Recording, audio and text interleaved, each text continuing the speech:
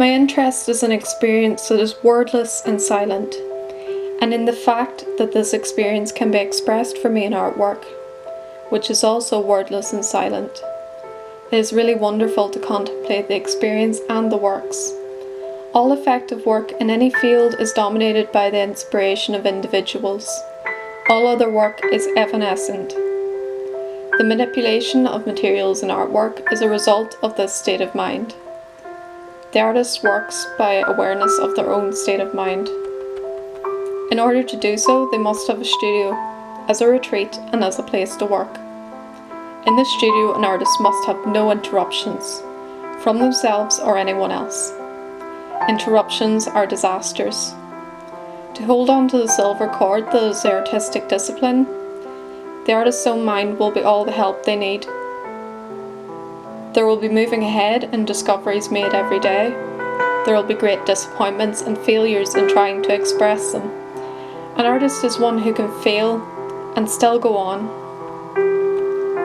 The particular individual experience of the artist inevitably becomes detached from the personal and turns into a universal truth.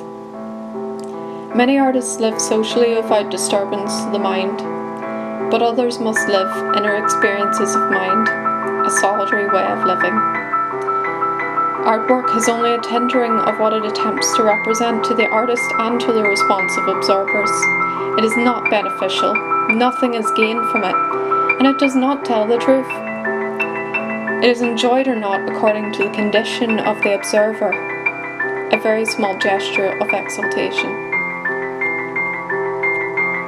One who has become all eyes does not see.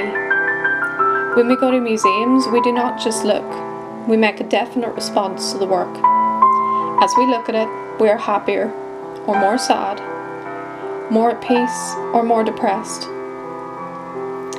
A work may stimulate yearning, helplessness, belligerence, or remorse. The cause of this response is not traceable in the work.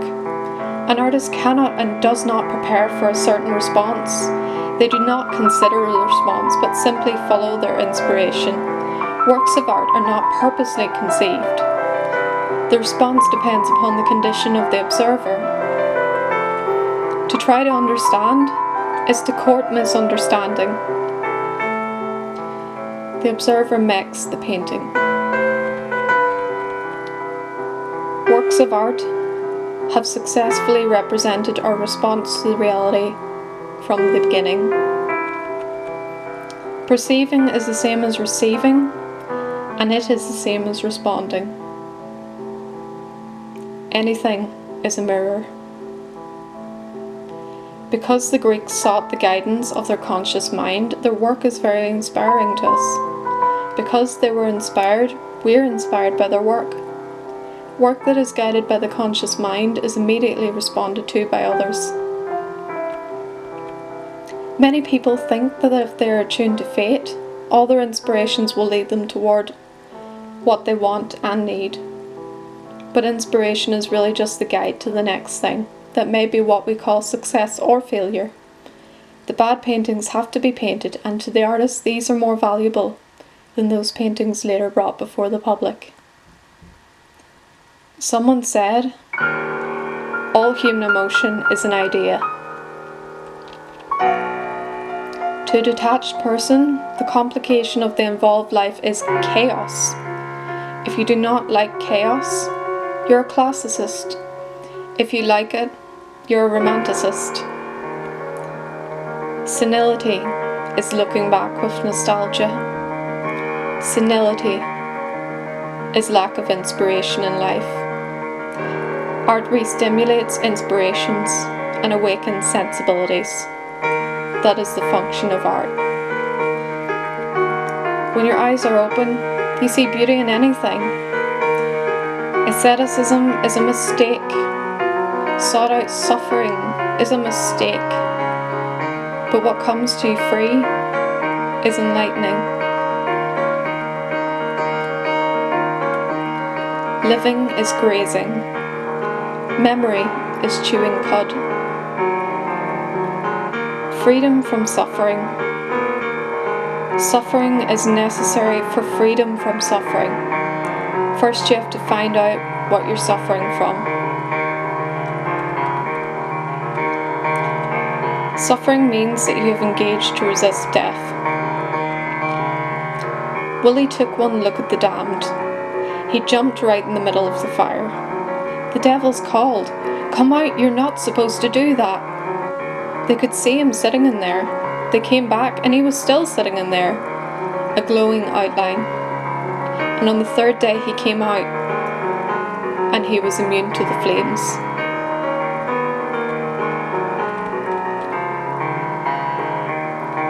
And trust. Absolute trust. A gift. A precious gift.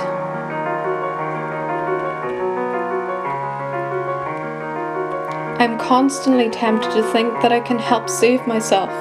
By looking into my mind, I can see what's there. By bringing thoughts to the surface of my mind, I can watch them dissolve. I can see my ego and its intentions. I can see that it is the same as all nature. I can see that it is myself and impotent like all nature, impotent in the process of dissolution of ego, of itself. I can see that its main intention is the conquest and destruction of ego, of self, and can only go back and forth in constant battle with itself, repeating itself. It would be an endless battle if it were all up to ego, because it does not destroy. And it is not destroyed by itself. It is like a wave. It makes itself up. It rushes forward, getting nowhere really. It crashes, withdraws, and makes itself up again. Pulls itself together with pride, towers with pride, rushes forward into imaginary conquest, crashes in frustration, withdraws with remorse and repentance, pulls itself together with new resolution. Retired ego, wandering on the mountain. No more conquests. No longer an enemy to anyone. Ego retired. Wandering. No longer a friend. Master. Slave. Solitude and freedom are the same. A mystic and a solitary person are the same. In solitude, there is consolation. Work is a function in which we seem to be identified, but in reality work is part of the process of life in which we cannot perceive the beginning or end of our function. We have no understanding of the process of life, in whole or in part, and we never will. We cannot therefore identify ourselves with our work. Until you can clear up your true identity, you will be tied to a repetition of this life. To live an absolutely original life, one has only to be oneself. In nature, there is no sameness anywhere. There are no two rocks alike, no days alike, no moments alike, even forever. And no two people alike, or any moment of their lives. It follows from this that we cannot help one another since our responses are not alike. Since we are not alike, the experience of others is of no use to us. This is particularly obvious when we wish to know what to do. When I see myself in the work, I will know that that is the work I am supposed to do.